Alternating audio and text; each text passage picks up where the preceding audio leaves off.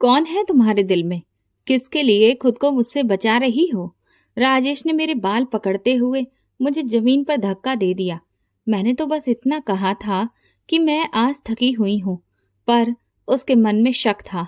उसे लगता था कि मैं अभी भी अपने पुराने मंगेतर से मोहब्बत करती हूँ। मैं जुल्म सहते हुए भी राजेश के साथ रहने लगी, लेकिन एक दिन अचानक मेरा पुराना मंगेतर मुझसे घर पर मिलने आ गया।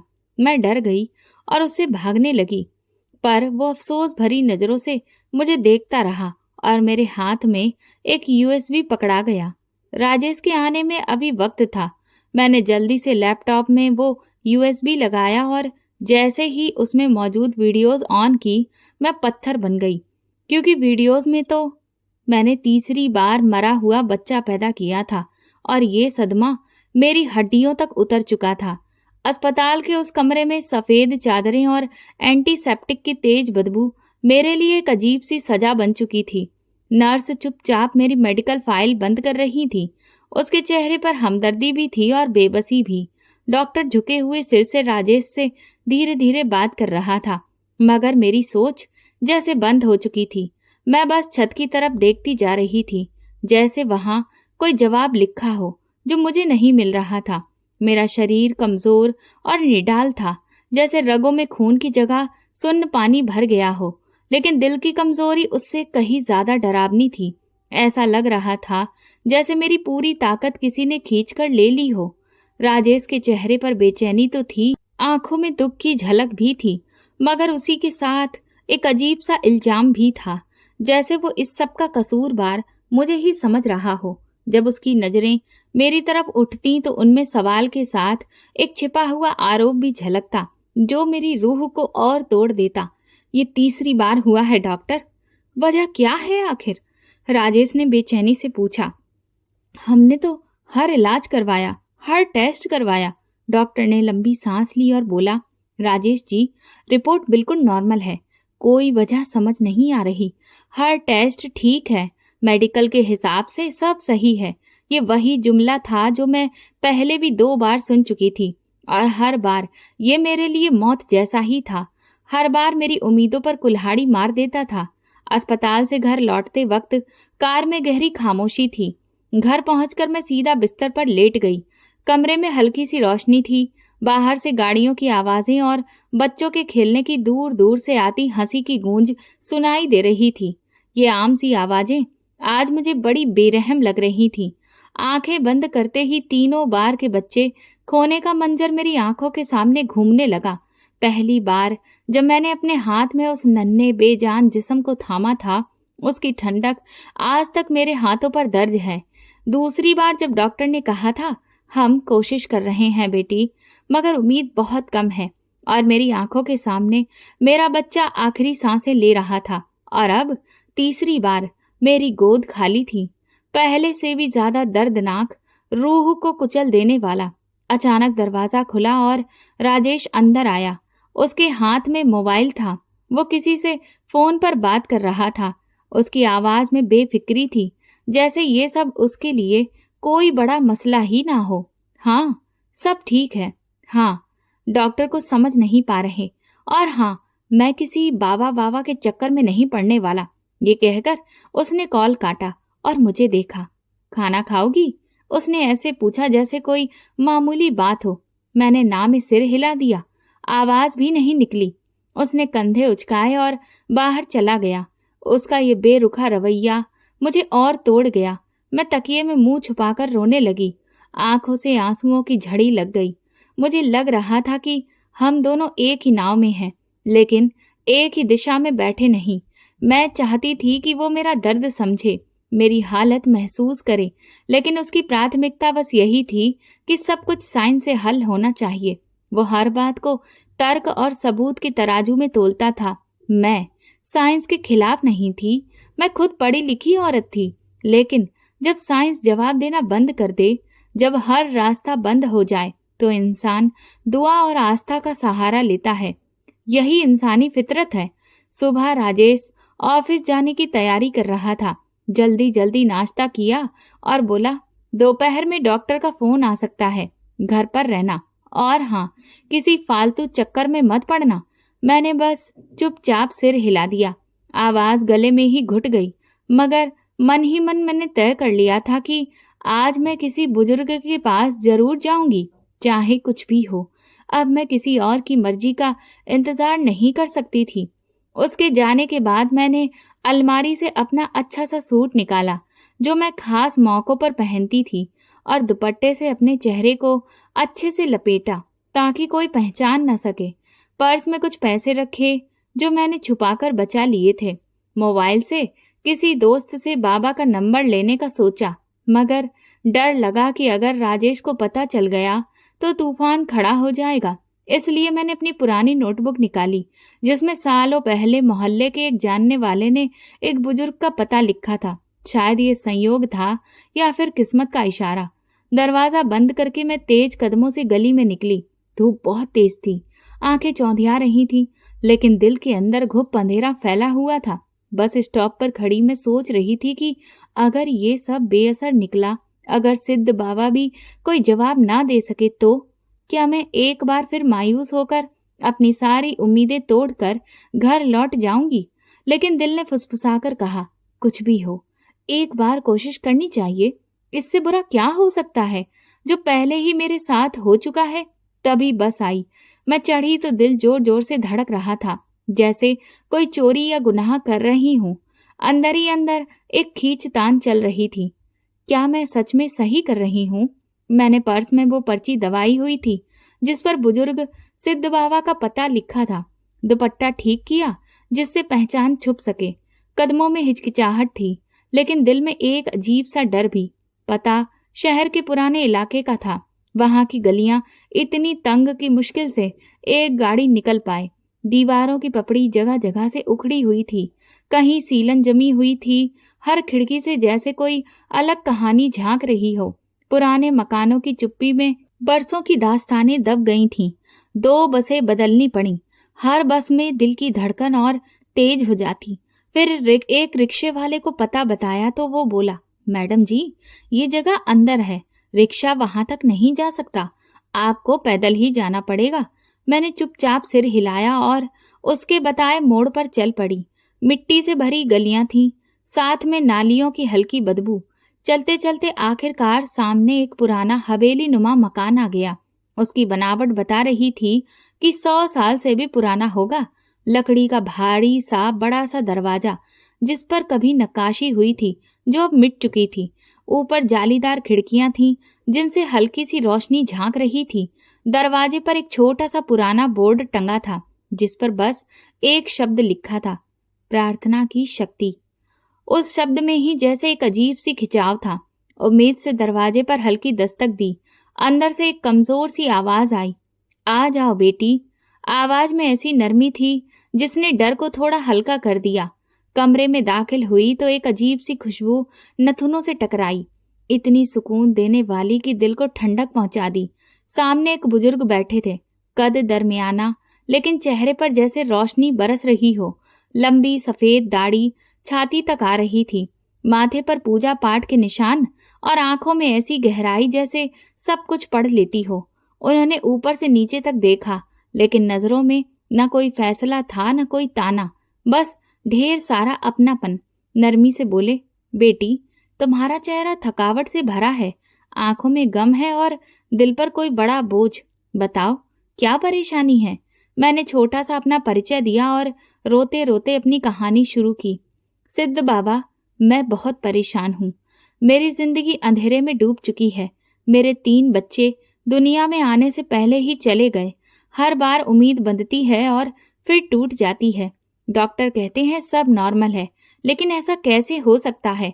सब नॉर्मल हो और मेरे साथ बार बार यही हादसा हो। मैंने अपनी शादीशुदा जिंदगी के बारे में भी बताया, खासकर राजेश की लापरवाही और बाबाओं पर उसके भरोसा ना करने का जिक्र किया। सिद्ध बाबा ने आंखें बंद कर ली, जैसे भीतर ही भीतर कुछ देख रहे हों।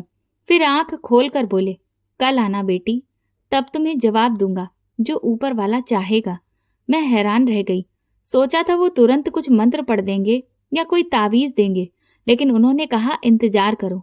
मैंने झुंझलाकर कहा, पर मुझे तो अभी जवाब चाहिए, मैं इंतजार नहीं कर सकती। मेरी आवाज में बेकरारी थी। वो मुस्कुराए। मुस्कुराहट में रहस्य था। हर बात का अपना वक्त होता है बेटी, और तुम्हारी बात का वक्त कल आएगा। सब्र रखो। मैं खामोश हो गई और वहां से लौट आई। दिल में बेचैनी और सवालों का तूफान था। अगले दिन फिर पहुंची, उसी गली, उसी दरवाजे और उसी खुशबू के बीच। इस बार वो गहरे ख्यालों में बैठे थे। हाथ में माला थी। मैं सामने बैठी तो अचानक उनकी आंखों से आंसू बह निकले। उनकी दाढ़ी भीगने लगी। मैं घबरा गई। सिद्ध बाबा, क्या हुआ? कोई बुरी खबर है? वो कुछ देर खामोश रहे, कांपते कंधे संभाले, फिर बोले, बेटी, जब तुम्हारा पति अपने माँ बाप के पास जाए तो छुप कर देखना कि वो वहां पर क्या करता है। हो सकता है वो किसी गलत काम में शामिल हो। दिल धड़कने लगा, जैसे किसी ने ठंडा पानी डाल दिया हो। जुबान लड़खड़ाई, लेकिन आवाज नहीं निकली। उनकी खामोशी ही बहुत कुछ कह रही थी। मैंने ठान लिया कि ये राज मुझे खुद खोलना होगा। मैंने धीरे से पूछा, सिद्ध बाबा, आपको ये सब कैसे पता? क्या आपने कोई विशेष पूजा की? उनकी आंखें अभी भी नम थीं, लेकिन उनमें गहराई थी। गहरी सांस लेकर बोले, बेटी, तुम्हारे ससुराल का नाम मैं बरसों से सुनता आया हूँ। ये पहली बार नहीं है कि उस घराने की बहू मेरे पास इस हाल में आई है। मैंने उस खानदान की कई पीढ़ियां देखी हैं। उनकी बात सुनकर मेरे दिल में जैसे तूफान उठ खड़ा हुआ। मैंने हड़बड़ाकर पूछा, मतलब? उन्होंने झुककर धीमे स्वर में कहा, तुमसे पहले भी 2 औरतें यहाँ आई थीं। एक तुम्हारे पति राजेश के चाचा की बहू और दूसरी उसकी कजन की पत्नी। दोनों के साथ भी वही हुआ जो तुम्हारे साथ हो रहा है। पहले उनके बच्चे गिरवा दिए गए, मां बनने से रोका गया, फिर उन्हें मानसिक यातनाएं दी गईं ताकि वो खुद तलाक मांग लें, और जब वो टूटकर घर छोड़ गईं तो उनकी जमीन जायदाद हड़प ली गई। ये सब एक सोची समझी चाल का हिस्सा था। मेरे हाथ पसीने से भीग गए, जिस्म कांपने लगा। मैंने कांपते हुए पूछा, लेकिन आपको कैसे यकीन हुआ कि वही घराने की औरतें थीं? उनकी आंखें नम थीं, लेकिन आवाज भारी। बेटी, उस खानदान की चालाकियां औरत दर औरत दोहराई गई, और तुम भी उसी जाल में फंसाई जा रही हो। ये सुनकर मेरा गला सूख गया, सांस अटक गई, और फिर मेरा पूरा वजूद बोझिल हो गया था। वो धीरे से बोले। उनकी आवाज में एक पुराना दर्द छुपा हुआ था, जैसे कई सालों का बोझ एक साथ उतर रहा हो। बोले, मैं इस इलाके का पुराना आदमी हूँ। बरसों से यहाँ बैठकर लोगों के दुख सुनता आया हूँ।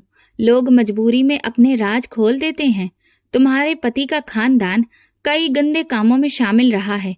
ये लोग बहुत चालाक हैं और अपने मतलब के लिए किसी भी हद तक चले जाते हैं। मैंने अपनी नजरें झुका ली।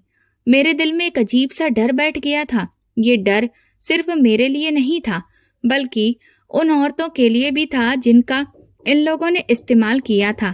लेकिन फिर भी मेरे मन में एक सवाल बार बार उठ रहा था, फिर आपने मुझे पहले क्यों नहीं बताया?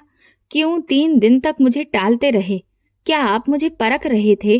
बाबा जी थोड़ा रुके, फिर गहरी सांस लेकर बोले, बेटी, सबूत के बिना तुम्हारी कोई नहीं सुनेगा। ये लोग चालाक हैं, बात से मुकर जाएंगे और तुम्हें ही झूठा साबित कर देंगे। ऊपर से लोग भी उनकी बातें मान लेंगे, क्योंकि ये बाहर से बड़े भले और शरीफ बनने का नाटक करते हैं। इसीलिए मैंने कहा था कि खुद देखो। जब अपनी आंखों से देखोगी, जब तुम्हारे पास ठोस सबूत होंगे, तभी कोई तुम्हारी बात पर इनकार नहीं कर पाएगा। तब तुम खुद अपने फैसले कर सकोगी और कोई तुम्हारी बात पर शक भी नहीं करेगा। उनकी आवाज में ऐसा बोझ था जैसे बरसों पुराना राज मेरे सामने रख रहे हो। कमरे से निकलते वक्त बाबा जी ने एक और बात कही। उनकी आवाज धीमी थी, मगर दिल को छू जाने वाली। डरना मत, सब्र और होशियारी से देखना। भगवान तुम्हारे साथ है। सच हमेशा सामने आता है। उनका ये वाक्य मेरे कानों में गूंजता रहा। मेरे मन में एक नई जंग शुरू हो चुकी थी। घर लौटते वक्त मैंने मन ही मन नक्शा बनाया, कब, कहाँ और कैसे मुझे देखना है। मुझे ये काम हर हाल में पूरा करना था। उस रात मैंने राजेश से हल्की फुल्की बातें करने की कोशिश की। मेरी आवाज में कोई बदलाव नहीं था। मैंने खुद को बिल्कुल सामान्य दिखाया। बोली, कल आप माँ जी और पिताजी से मिलने जा रहे हैं ना? मैं भी चलूंगी, मुझे कुछ काम है। वो अचानक चौंक कर बोला। उसकी आवाज में हैरत थी। क्यों? तुम्हें तो वहां रहना पसंद नहीं है? मैंने मुस्कुराकर कहा। बस यूं ही। माँ जी पिताजी से मिले भी तो बहुत दिन हो गए। मेरी मुस्कुराहट में एक अजीब सी चमक थी। राजेश ने मुझे गौर से देखा, जैसे मेरी बातों के पीछे छुपे मायने समझना चाहता हो, लेकिन उसे कुछ समझ नहीं आया। शायद वो खुश था कि मैं सामाजिक हो रही हूँ, मगर मेरे दिल में एक पक्का इरादा बन चुका था। एक ऐसा इरादा जो उसकी और मेरी दोनों की जिंदगी हमेशा के लिए बदलने वाला था। उसने कहा, मैं दोपहर को माँ जी पिताजी के पास जाऊंगा, शाम तक वापस आ जाऊंगा, तुम घर पर ही रहना। अगले दिन सुबह नाश्ते के वक्त राजेश ने बहुत ही कैजुअल अंदाज में चाय का कप रखते हुए कहा, ठीक है। मेरी आवाज में कोई गुस्सा या घबराहट नहीं थी, लेकिन दिल की धड़कन इतनी तेज थी जैसे सीने से बाहर निकल आएगी। यही वो मौका था जिसका मैं कई दिनों से इंतजार कर रही थी। यही वो घड़ी थी जो मेरे राज खोल सकती थी। मैंने खुद को रसोई में बर्तनों में उलझा लिया ताकि उसे शक न हो, मगर मेरे कान उसकी हर हलचल सुन रहे थे। उसके कदमों की आहट, कपड़े बदलने की आवाज, गेट खुलने और बंद होने की आवाज। जब वो बाहर निकला, मैंने कुछ मिनट इंतजार किया ताकि उसे लगे नहीं कि मैं उसका पीछा कर रही हूँ। फिर मैंने अपना दुपट्टा लिया और घर से निकलकर धीरे धीरे उसके पीछे चल दी। रास्ता जाना पहचाना था, क्योंकि हम पहले भी कई बार वहां जा चुके थे, मगर आज मेरे हर कदम में सावधानी थी। मैंने इतनी दूरी बनाई कि वो मेरी नजरों से ओझल ना हो, लेकिन इतनी भी दूर रही कि उसे मेरी मौजूदगी का एहसास ना हो। मोहल्ले के मोड़ पर वो एक गली में मुड़ा। मैंने अपनी चाल धीमी कर दी ताकि वो और आगे निकल जाए और मैं सुरक्षित रह सकूं। कुछ ही दूरी पर उसके माँजी और पिताजी का घर था, एक पुराना सा मकान जिसकी दीवारों का रंग उखड़ चुका था और छज्जे से प्लास्टर झड़ रहा था। आंगन में एक बड़ा नीम का पेड़ था जिस पर धूप पड़ रही थी। राजेश गेट से अंदर गया। मैं जल्दी से नीम के घने पत्तों के पीछे छुप गई। अंदर का सन्नाटा और भी डरावना लग रहा था, जैसे भीतर कोई बड़ा राज छुपा हो। मैंने मन ही मन भगवान से प्रार्थना की कि मुझे ताकत दे और सच सामने लाने में मदद करे। आंगन के एक कोने में खिड़की थोड़ी सी खुली हुई थी। मैंने सोचा यही मौका है। मैं दबे पांव वहां पहुंची। मेरे कदमों की आहट तक सुनाई नहीं दे रही थी।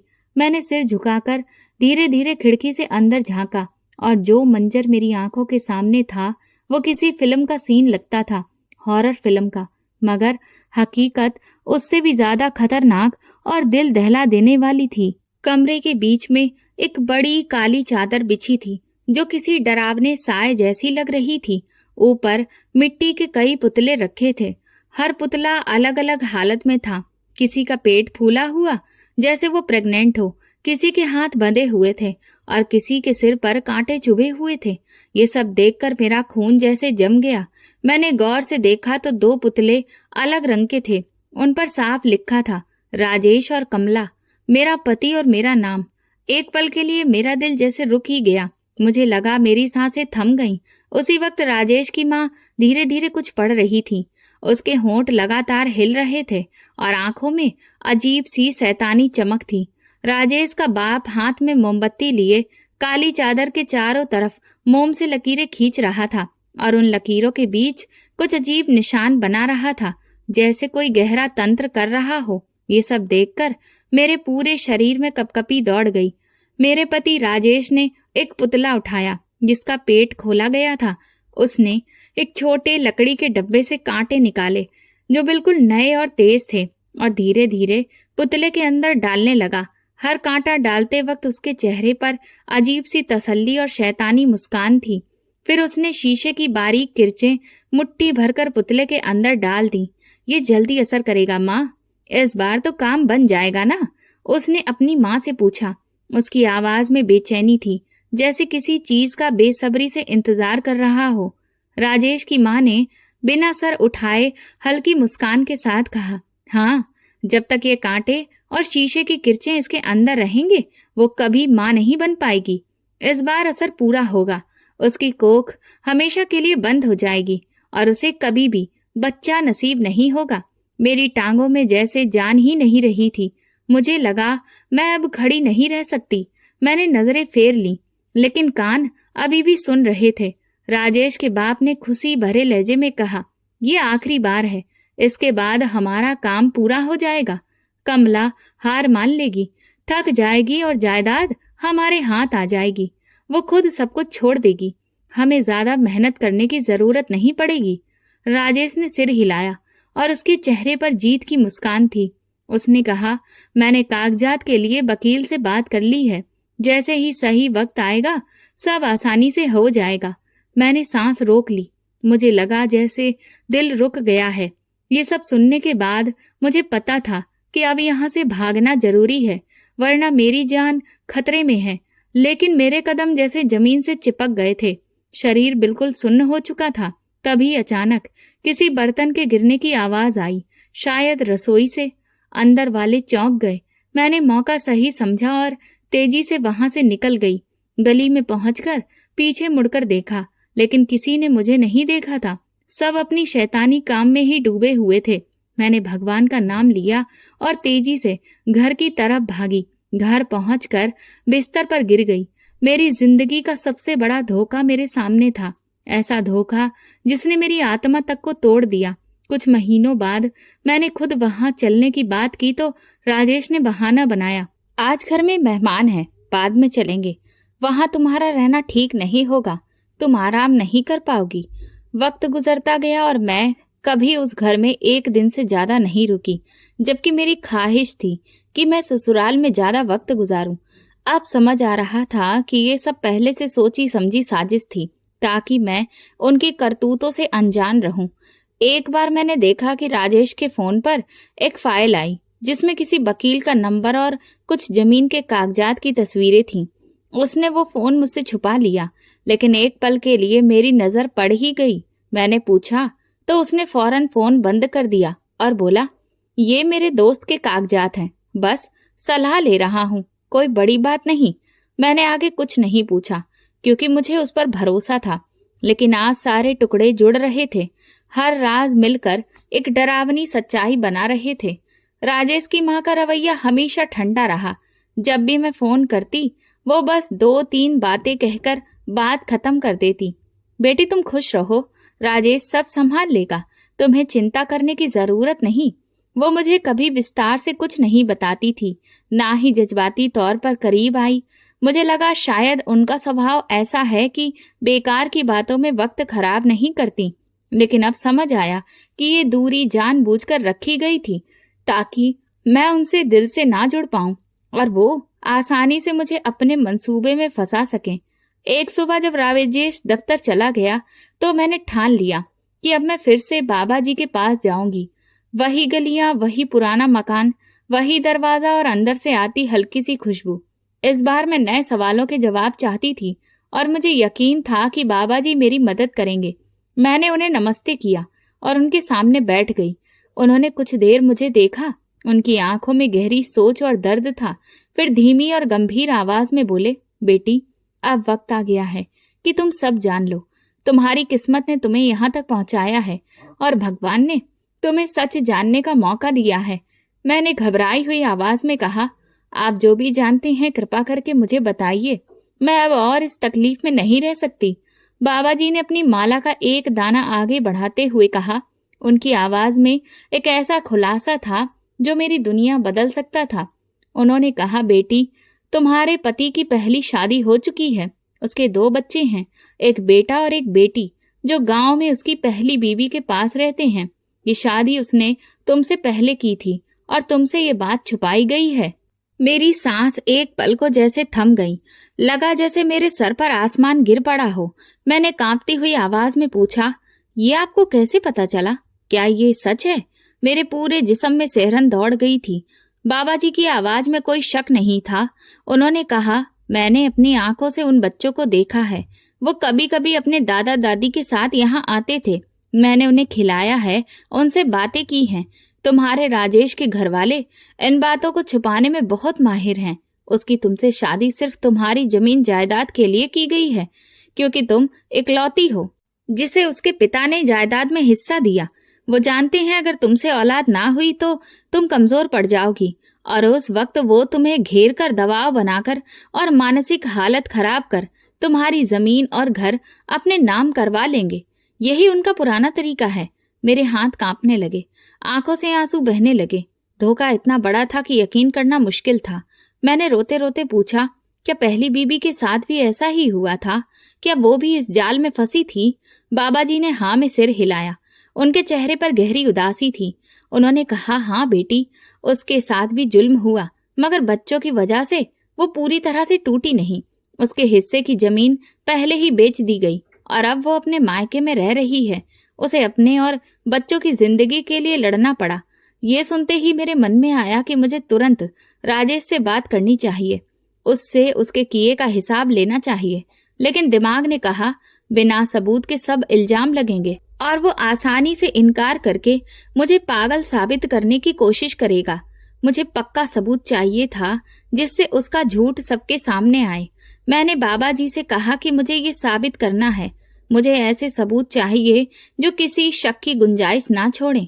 बाबा जी ने कहा, हाँ बेटी, और ये काम तुम्हें बहुत समझदारी और होशियारी से करना होगा। मैं घर लौटी तो राजेश लॉन में बैठा फोन पर बात कर रहा था। मैं गुजरी तो सुना वो किसी वकील से जमीन के कागजात के बारे में बात कर रहा था। उसकी आवाज में एक अजीब सी खुशी थी जो मुझे और बेचैन कर गई। मेरा दिल जैसे और डूब गया। उसी पल मैंने तय कर लिया कि मैं उसका असली चेहरा दुनिया को दिखाऊंगी, चाहे इसके लिए मुझे कुछ भी करना पड़े। मेरे अंदर की सारी नरमी खत्म हो चुकी थी और उसकी जगह अब सिर्फ एक पत्थर जैसी सख्ती आ चुकी थी। अब मैं सिर्फ अपने हक के लिए लड़ना चाहती थी। बाबा जी की बातें सुनकर मैंने मन में ठान लिया कि अब कोई जल्दबाजी नहीं करूंगी, बल्कि खामोशी से, होशियारी से सबूत इकट्ठा करूंगी। दिल में गुस्सा और बदला था, मगर दिमाग ने मुझे ठंडा रहने और सही मौके का इंतजार करने को कहा। मैंने खुद को रोजमर्रा के कामों में इतना मशगूल कर लिया कि राजेश को जरा भी शक न हो कि मैं उसके खिलाफ कुछ सोच रही हूँ। मैं उससे वैसे ही पेश आती जैसे कि कुछ हुआ ही ना हो, हंसती बोलती रहती। कुछ दिन बाद मौका मिला। एक शाम राजेश ने कहा कि वो माँ बाप के घर जा रहा है और देर से लौटेगा। उसके जाते ही मैंने तुरंत एक रिक्शा लिया और धीरे धीरे, बहुत सावधानी से उसके माँ बाप के घर पहुंची। दिल की धड़कन इतनी तेज थी जैसे सीना फट जाएगा। वहां पहुंचकर गेट के पास दीवार की ओट में छुपकर मैंने अपना मोबाइल ऐसे रखा कि अंदर का मंजर साफ दिखाई दे। ये बहुत खतरनाक कदम था, मगर करना ही था। अंदर फिर वही काली चादर, वही मिट्टी के पुतले और वही टोना टोटका चल रहा था। इस बार तो मंजर और भी साफ था। मैंने पूरा दृश्य मोबाइल में रिकॉर्ड कर लिया। राजेश खुद पुतले में कांटे चुभो रहा था। उसके चेहरे पर शैतानी मुस्कान थी। सास कुछ मंत्र पढ़ रही थी और ससुर मोम से अजीब निशान बना रहा था। तभी राजेश ने सिर उठाकर कहा, अब देर नहीं लगेगी मम्मी, सब कुछ हमारे काबू में आने वाला है। ये जायदाद हमारे नाम होगी। सास ने जवाब दिया, हाँ, जब ये और कमजोर हो जाएगी तो खुद सब कुछ छोड़ देगी। हमें ज्यादा मेहनत भी नहीं करनी पड़ेगी। उनके शब्द मेरे कानों में जहरीले तीर की तरह गूंज रहे थे। मेरी उंगलियां रिकॉर्ड बटन पर जमी थीं। मैं 1 घंटे तक वहां छुपकर सब रिकॉर्ड करती रही। जब सब लोग बाहर निकले तो मैंने तुरंत मोबाइल उठाया और घर की तरफ चल दी। रास्ते भर मेरा दिल जोर जोर से धड़कता रहा। मैं खुद को बार बार यकीन दिलाती रही कि ये कोई बुरा सपना नहीं, बल्कि कठोर हकीकत है। कुछ दिन के बाद जब राजेश ऑफिस जा चुका था तो मैंने अलमारी की सफाई शुरू की। ये तो रोजमर्रा का काम था, लेकिन मेरी नजर एक पुराने बक्से पर पड़ी जो कपड़ों के नीचे छुपा हुआ था। मैंने जिज्ञासा से उसे खोला तो उसमें एक फाइल मिली। फाइल खोलते ही मेरे होश उड़ गए। उसमें राजेश की पहली बीवी का शादी का सर्टिफिकेट और उसके 2 बच्चों के जन्म प्रमाण पत्र थे। उनमें साफ साफ राजेश का नाम बाप के तौर पर लिखा था। ये सब देखकर मेरी आंखें फटी की फटी रह गईं। मैंने उन कागजात को तुरंत एक सुरक्षित जगह पर रख दिया। अब मेरे पास सिर्फ शक या इल्जाम नहीं था, बल्कि पक्के सबूत थे जो कोर्ट में पेश किए जा सकते थे और राजेश को गुनाहगार साबित कर सकते थे। उस पल मुझे लगा कि मैं पहले से कहीं ज्यादा मजबूत हो गई हूँ। कई दिन तक मैं यही सोचती रही कि इन सबूतों को कब और कैसे इस्तेमाल करना है। हर पल लगता था कि अगर जरा भी जल्दबाजी की तो सब बेकार हो जाएगा और मैं फिर से असहाय रह जाऊंगी। मैंने अपने दिमाग में कई प्लान बनाए, कई बार उन्हें बदला और आखिरकार एक पक्की रणनीति तक पहुंची। एक शाम मैंने अपने बड़े भाई अजय को घर बुलाया। वो ही एक शख्स था जिस पर मैं पूरा भरोसा कर सकती थी और जो हमेशा मेरी तरफदारी करता। हम दोनों ड्राइंग रूम में बैठे थे। दरवाजे बंद थे, पर्दे गिरे हुए थे ताकि कोई हमारी बात ना सुन ले। मैंने अपने हैंडबैग से वो फाइल निकाली जिसमें राजेश की पहली बीवी का शादी का सर्टिफिकेट और बच्चों के बर्थ सर्टिफिकेट थे। साथ ही मोबाइल का वो वीडियो क्लिप दिखाया जो मैंने छुपकर बनाया था। मेरा हाथ कांप रहा था जब मैंने ये सब उसके सामने रखा। वीडियो देखते ही अजय के चेहरे पर गुस्से की लाली दौड़ गई। उसकी आंखों में आग सी जलने लगी। वो बोला, ये सब तेरे साथ? इस कमीने ने तेरी पूरी जिंदगी तबाह कर दी। उसने गुस्से में अपनी मुट्ठी भींच ली। उसके चेहरे पर इतनी नफरत थी कि मैंने पहले कभी नहीं देखी थी। तुझे कब से ये सब पता है और तू अब तक चुप क्यों रही? उसने गुस्से से पूछा। मैंने धीमी आवाज में कहा, कुछ हफ्ते पहले, और तभी से सोच रही हूँ कि इसका असली चेहरा सबके सामने कैसे लाऊं, इसे सजा कैसे दूं। मैं डर रही थी कि कहीं कोई गलत कदम उठाकर सबूत बर्बाद ना कर दूं। अजय कुर्सी से उठकर ड्राइंग रूम में चक्कर काटने लगा। उसके कदमों में बेचैनी थी। वो कई बार अपना सिर पकड़ने लगा। फिर अचानक मेरे सामने खड़ा होकर बोला, ये सब सबके सामने आना चाहिए। इसे उसके किए की सजा मिलनी ही चाहिए। तुझे डर लग रहा है? उसने मेरी आंखों में झांकते हुए पूछा। मेरी आंखों में आंसू थे मगर उनमें हिम्मत भी थी। मैंने कहा, डर तो है अजय भाई, लेकिन सच छुपाने से अच्छा है कि एक बार में सब खत्म कर दूं। अब मैं और बर्दाश्त नहीं कर सकती। हमने घंटों बैठकर प्लान बनाया, एक एक बात पर ध्यान दिया ताकि कोई कमी ना रह जाए। तय हुआ कि शादी की सालगिरह का बहाना बनाकर सबको घर बुलाया जाएगा ताकि किसी को शक ना हो और सबको लगे कि ये बस आम सी सालगिरह की पार्टी है। मैंने कहा, बस इतना करना है कि सब अपनी अपनी जगह पर बैठे हों और वो मंजर देखें जो उनकी जिंदगियों को हमेशा के लिए बदल देगा। अगले दिन से मैंने दावत की तैयारी शुरू कर दी। मैंने महंगे और खूबसूरत कार्ड छपवाए जिन पर सुनहरे अक्षरों में लिखा था, हमारी सालगिरह की खुशी में आपकी मौजूदगी हमारे लिए सम्मान की बात होगी। मैंने खुद जाकर करीबी रिश्तेदारों, राजेश के घर वालों और अपने दोस्तों को कार्ड दिए। सब हैरान थे क्योंकि पहले कभी मैंने इतना इंतजाम नहीं किया था और ना ही मैं इतनी मिलनसार थी। मगर सबने खुशी खुशी आने का वादा किया।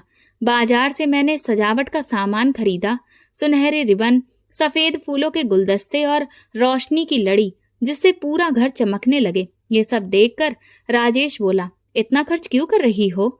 ये तो हमारी पहली सालगिरह भी नहीं और तुमने कभी इतना जोश भी नहीं दिखाया। मैंने हंसते हुए कहा। मेरी हंसी में छुपा दर्द वो समझ ना पाया। साल में एक बार ये दिन आता है राजेश, सबको खुश करना चाहिए। और अब मैं ज्यादा सोशल हो गई हूँ। वो बस सर हिलाकर रह गया। शायद खुश था कि मैं इतना जोश दिखा रही हूँ और उसे जरा भी अंदाजा नहीं था कि उसके लिए कैसी तैयारी चल रही है। मैंने एक मशहूर बाबरजी से बड़े पैमाने पर खाने का ऑर्डर दिया। छोले भटूरे, कढ़ाई पनीर, नान, मीठे में गाजर का हलवा और गुलाब जामुन। हर चीज बेहतरीन होनी चाहिए थी क्योंकि ये सिर्फ सालगिरह नहीं थी, ये मेरा फैसला था, ये मेरी जीत का ऐलान था। दावत से एक दिन पहले अजय और मैंने चुपचाप प्रोजेक्टर और स्क्रीन लगाने का इंतजाम कर लिया। प्रोजेक्टर को इस तरह छुपाया गया कि कोई देख ना पाए। वीडियो को इस क्रम में रखा, पहले वो जादू वाला हिस्सा, फिर वो बातचीत जिसमें जायदाद की सच्चाई सामने आती है और आखिर में पहली शादी के कागजात। हमने सब कुछ कई बार चेक किया ताकि कोई तकनीकी गड़बड़ी ना हो और हमारा प्लान पूरी तरह कामयाब हो। दावत का दिन आ गया। सुबह से ही घर में हलचल मची हुई थी। रसोइया अपनी टीम के साथ किचन में लगा हुआ था। तरह तरह के पकवानों की खुशबू पूरे घर में फैली हुई थी। राजेश भी तैयार होकर मेहमानों का स्वागत कर रहा था। उसके चेहरे पर एक बनावटी मुस्कुराहट थी। वो हर किसी से हाथ मिला रहा था उसे बिल्कुल अंदाजा नहीं था कि आज का दिन उसकी जिंदगी का सबसे बड़ा दिन बनने वाला है। खाने का वक्त आ गया। लोग बड़े शौक से खा रहे थे। सब कुछ शानदार था। हर तरफ चहल पहल और हंसी मजाक हो रहा था। लोग आपस में गप्पे मार रहे थे। मैं जानबूझकर हर किसी से मुस्कुराकर मिल रही थी। हर एक का हाल चाल पूछ रही थी ताकि किसी को शक ना हो कि कुछ ही देर में क्या होने वाला है। मेरे चेहरे पर तो सुकून भरी मुस्कान थी, लेकिन अंदर से मेरा दिल जोर जोर से धड़क रहा था। मैंने अपने भाई अजय को हल्का सा इशारा किया। उसने भी सिर हिलाकर मुझे जवाब दिया। खाने के बाद मैंने सबको बैठक में चलने का न्योता दिया।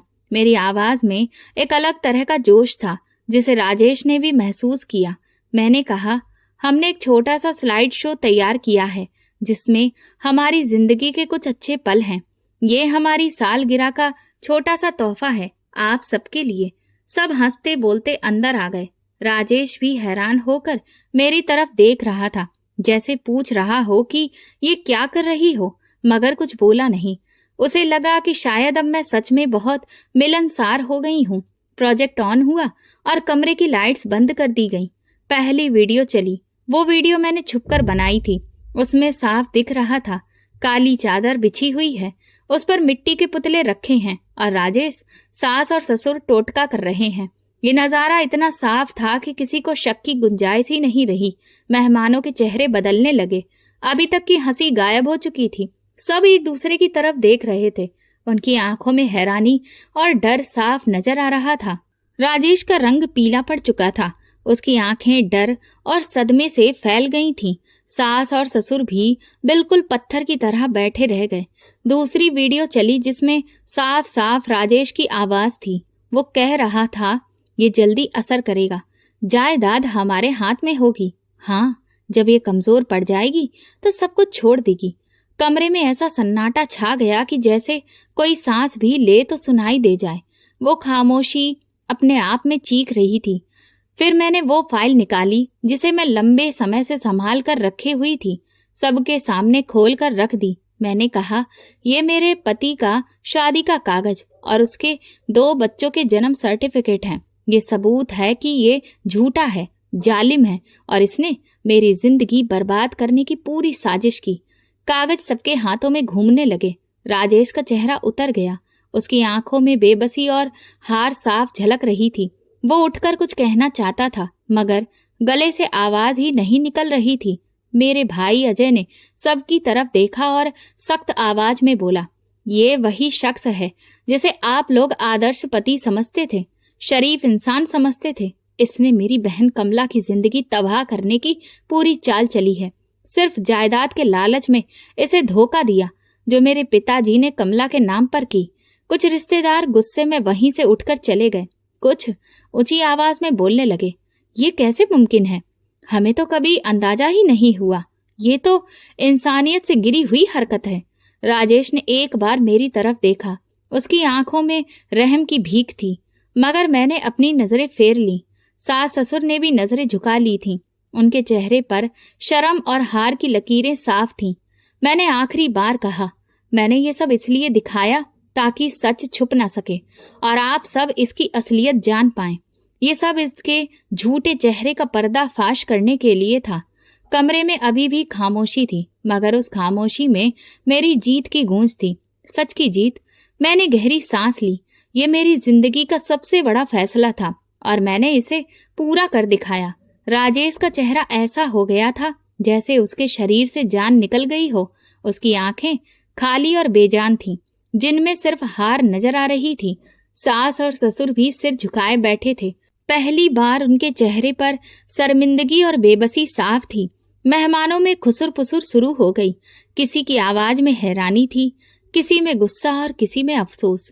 कुछ ने ऊंची आवाज में भी नाराजगी जताई। ऐसा भी होता है, हमने तो कभी सोचा ही नहीं था कि ये लोग ऐसे निकलेंगे। मेरे भाई अजय ने वक्त जाया किए बिना फाइल और वीडियो लिफाफे में रखी और कहा, ये सब मैं पुलिस को दूंगा ताकि ये लोग अपने किए की सजा पाएं और कोई और कमला इनके धोखे का शिकार ना हो। तभी राजेश झटके से उठकर बोला। उसकी आवाज में एक टूटी हुई चीख थी, ये सब झूठ है, ये वीडियो नकली है। मेरे खिलाफ साजिश है ये। मगर वहां बैठे हर किसी ने अपनी आंखों से देख लिया था। सब जान चुके थे कि यही सच है। मेरे भाई ने सख्त लहजे में कहा, जाली या असली का फैसला अब पुलिस करेगी। हम सब देख चुके हैं, सुन चुके हैं और सबूत बहुत मजबूत है। कुछ ही घंटों में पुलिस हमारे घर आ गई। मैं किचन में थी जब 2 पुलिस वाले अंदर आए। उन्होंने राजेश और उसके माँ बाप से कुछ सवाल किए। उनके चेहरों पर कोई भाव नहीं था। फिर उन्होंने कहा, चलिए थाने। जाते वक्त राजेश मेरी तरफ पलटा। उसकी आंखों में नफरत और बदले की आग थी। वो बोला, तूने बहुत चालाकी की है, मगर याद रख, ये खत्म नहीं हुआ।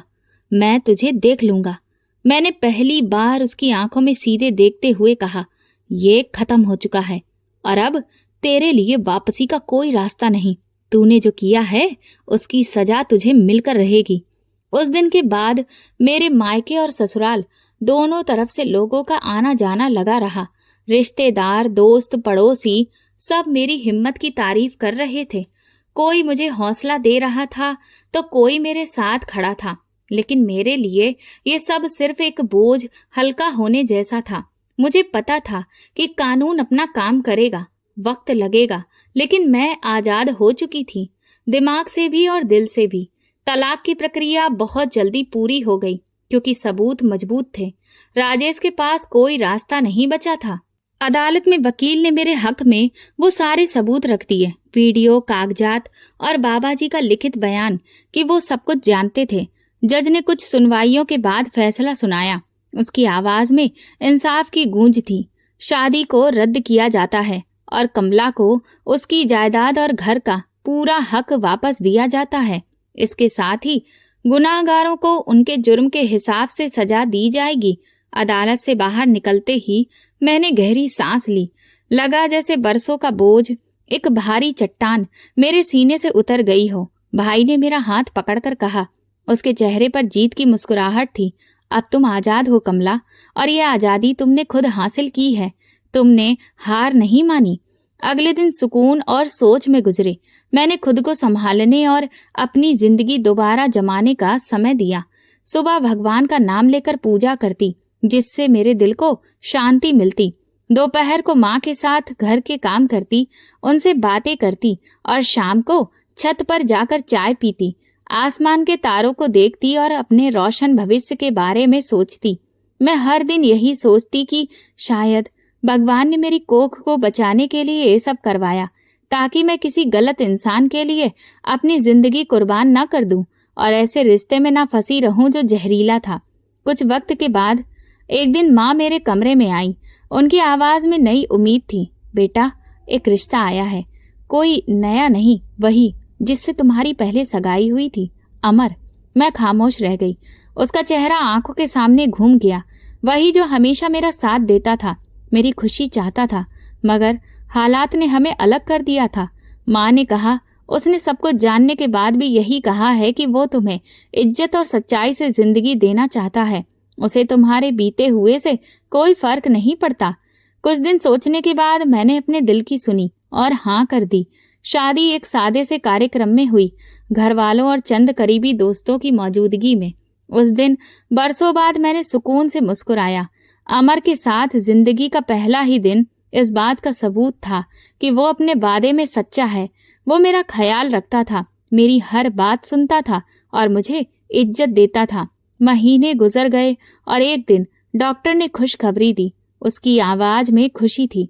मुबारक हो, आप माँ बनने वाली हैं। मेरी आंखों से आंसू बह निकले, मगर ये खुशी और शुक्रगुजारी के आंसू थे। मैंने दिल में भगवान का शुक्र अदा किया कि उन्होंने मुझे एक बार फिर मौका दिया। मैंने अमर की तरफ देखा, उसके चेहरे पर भी खुशी और सुकून था। जब बच्चा पैदा हुआ तो मैंने उसे सीने से लगाते हुए सोचा, यही वो पल है जिसके लिए मैंने सब कुछ सहा था। अब मेरी कोख सलामत थी, मेरा दिल तसल्ली में था और मेरे पास एक ऐसा जीवन साथी था जो इज्जत, मोहब्बत और सच्चाई से मेरा साथ दे रहा था। ये सिर्फ एक बच्चा नहीं था, बल्कि मेरी जिंदगी का नया आगाज था, एक नया दरवाजा जिसके पीछे उम्मीद, सुकून, मोहब्बत और नया सफर था। पीछे मुड़कर मैंने कभी नहीं देखा, क्योंकि वो पिछला दरवाजा जिसमें धोखा, झूठ, लालच और बेरहमी थी, हमेशा के लिए बंद हो चुका था। अब मेरी जिंदगी का नया दरवाजा खुल चुका था और इस बार मैंने अपनी किस्मत खुद लिखी थी। दोस्तों, आप किस शहर से हमारी कहानी सुन रहे हैं, कमेंट में बताएं। अगर आपको हमारी कहानी पसंद आई हो तो कमेंट करके ज़रूर बताएं। वीडियो को लाइक करें और ज़्यादा से ज़्यादा शेयर करें। अगर आप चैनल पर नए हैं तो सब्सक्राइब जरूर करें और नोटिफिकेशन बेल दबाएं ताकि अगली अपडेट सबसे पहले आपको मिले। धन्यवाद।